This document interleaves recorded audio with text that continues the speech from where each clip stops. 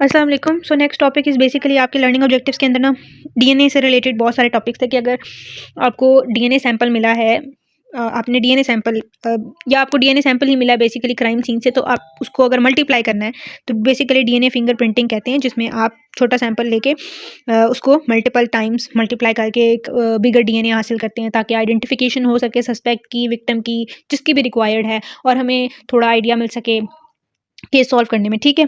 So DNA fingerprinting के methods basically आपके learning objectives में लिखे हुए थे कि वो क्या क्या होते हैं। तो इसके लिए बस आई थिंक इसके नेम्स आपको आने चाहिए, जिसमें रिस्ट्रिक्शन, फ्रैगमेंट लेंथ, पॉलीमॉर्फिज्म है, क्योंकि इनका प्रोसीजर बहुत लंबा होता है और वो आपसे फोरेंसिक की डिमांड नहीं है। बेसिकली पीसीआर बेस्ड मेथड्स हैं। ठीक है, इनके सिर्फ नाम याद कर लें।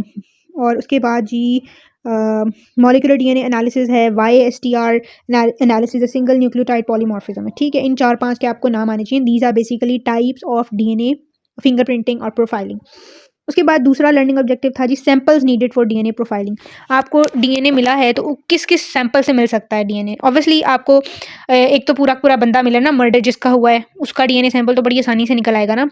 लेकिन अगर आपको बहुत ट्रेस एविडेंस, माइन्यूट अमाउंट में कुछ एविडेंसेस मिले हैं, कोई ब्लड का स्टेन मिला है, कोई सीमेन का स्टेन, सलाइवा, हेयर मिला है, टिश्यू मिला है, और टिश्यू जो है वो स्नीज किया था पर्सन ने, और वो वाला टिश्यू है, बोन मिला है, टीथ मिला है, नेल है, स्किन सेल्स हैं, तो बेसिकली इन सैंपल से डीएनए एक्सट्रैक्ट हमने करना होता है, जिसके लिए डीएनए प्रोफाइलिंग या डीएनए फिंगरप्रिंटिंग कराई जाती है। तो ये आपका जो है वो क्वेश्चन हो सकता है।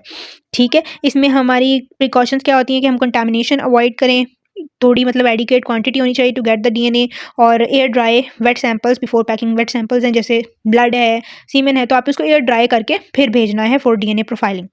ठीक है, और उन्होंने बताया ब्लड है तो उसको गॉज या आईडीटीए ट्यूब के अंदर भेजना है, सीमेन है तो उसको स्वैब्स भेजने हैं, हेयर है तो रूट के साथ उसको प्लग करके भेजना है, बोन या टीथ है तो उसको क्लीन और ड्राई भेजना है। ठीक है, ये था बेसिकली किस तरह से भेजना है और क्या क्या सैंपल्स चाहिए। उसके बाद है प्रिजर्वेशन। प्रिजर्व कैसे करना है, प्रिजर्व करना क्यों है, ताकि जो भी सैंपल है आपका उसका डीएनए प्रिजर्व रहे, और जब हमने उसको आइडेंटिफाई करना है तो वो आइडेंटिफाई हो जाए। अगर वो डीनेचर हो गया हुआ, डीएनए खराब हो गया, तो फिर तो फायदा नहीं है। तो फिर प्रिजर्वेशन के कौन कौन से तरीके हैं, एयर ड्राइंग है, रेफ्रिजरेशन है, फ्रीजिंग है। आपने मॉइस्चर वाली चीज़ से दूर रखना है, तो जो भी मॉइस्चर सैंपल है लिक्विड फॉर्म में आपने उसको एयर ड्राई करके भेजना है। पेपर एनवेलप्स यूज़ करने हैं ताकि वो वेट सैंपल जो है वो ड्राई रहे। स्टोरेज कैसे करना है, dry cool environment, proper labelling, chain of custody maintain करनी है, और फोरेंसिक स्टोरेज फैसिलिटी सिक्योर करनी है। डिस्पैच कैसे करना है, जो भी फोरेंसिक में चीज़ डिस्पैच होती है उसका वही कॉमन तरीका है। सील्ड सैंपल्स होंगे, लेबल्स होंगी, स्टैम्प्ड होंगे सैंपल्स, और पुलिस के through chain of custody maintain रहेगी। हिस्ट्री होगी, फॉरवर्डिंग लेटर होगा जिसमें आप उनको एप्लीकेशन दे रहे होंगे कि हम इसकी डीएनए प्रोफाइलिंग चाह रहे हैं। ठीक है, और सैंपल सील इंप्रेशन। ठीक है, इस सील वही मैंने आपको बताया ना, हर एक डॉक्टर की अपनी सील होती है, डिपार्टमेंट की अपनी सील होती है जो उसने लगानी है, और वो सिर्फ वही बंदा खोलेगा जिसने एग्जामिनेशन करनी है। तो वो कोई बीच वाला बंदा अगर खोलेगा तो वो ब्रीच ऑफ द रूल्स होगा। ठीक है, उसके बाद नेक्स्ट लर्निंग ऑब्जेक्टिव था कि नेशनल डीएनए डाटा बैंक क्या चीज़ है। कोडीस बेसिकली इसको हम कहते हैं, कंबाइंड डाटा इंडेक्स सिस्टम। हर कंट्री का अपना डीएनए डाटा बैंक होता है जिसके अंदर डिफरेंट पर्सनस के डीएनए का रिकॉर्ड होता है। ठीक है, developed by FBI, it is a computerized DNA database used to compare DNA profiles from crime scene evidence, convicted offenders, missing persons, unidentified human remains. इन लोगों का डीएनए डाटा होता है इस पूरे डाटाबेस के अंदर, और अगर हमें कभी कोई ऐसा सैंपल मिलता है अननोन होता है तो हम उसको डीएनए डाटाबेस के अंदर डालते हैं, और हमें अगर वो रिकॉर्ड में होता है पहले तो हमें उसकी आइडेंटिटी पता चल जाती है। इसके 3 लेवल्स होते हैं, लोकल, स्टेट और नेशनल लेवल। ठीक है, पर्पस इसका क्या है, लिंक्स करना, क्राइम को लिंक करना, सस्पेक्ट्स को आइडेंटिफाई करना, जो केसेस बंद हो गए उनको सॉल्व करना, आइडेंटिफाई डिजास्टर विक्टिम्स। ठीक हो गया। सो ये भी एक लर्निंग ऑब्जेक्टिव था। उसके बाद है ethical issues related to relevant to DNA, ये भी था। ठीक है, इसमें क्या है कि डीएनए के अंदर सेंसिटिव पर्सनल इन्फॉर्मेशन हो सकती है, बंदे की पूरी जनरेशन लाइफ खुल जाती है, पूरा उसका जेनेटिक मेकअप होता है। ठीक है, DNA collection without consent raises legal issues, confidentiality होती है, जेनेटिक डिस्क्रिमिनेशन है, मिसयूज और डाटा बाइस है कि अगर डीएनए डाटाबेसिस के अंदर डीएनए डाटाबेस के अंदर से किसी का डीएनए चोरी हो जाता है या जानबूझ के उसकी रॉन्ग यूज़ हो रहा है, तो ये भी एक मिसयूज़ है। Family implications, religious and cultural concerns.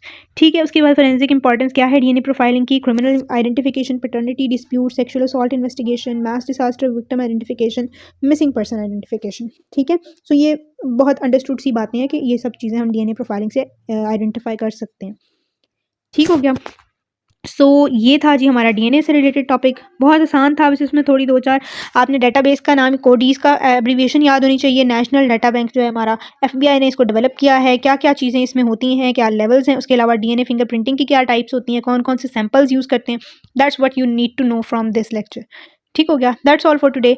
Next में हम लोग क्राइम सीन को कैसे इन्वेस्टिगेट करते हैं वो डिस्कस करेंगे, और उसमें भी आपसे कुछ ऐसा एज़ सच इम्पोर्टेंट नहीं है, बस एग्जामिनर वैसे अगर पेपर में आ जाता है इन केस, तो फिर आपसे वो बस पूछेगा ही कि क्या क्या क्या चीज़ें करते हो, हम नेक्स्ट लेक्चर में डिस्कस करेंगे। ठीक है? अल्लाह हाफ़िज़।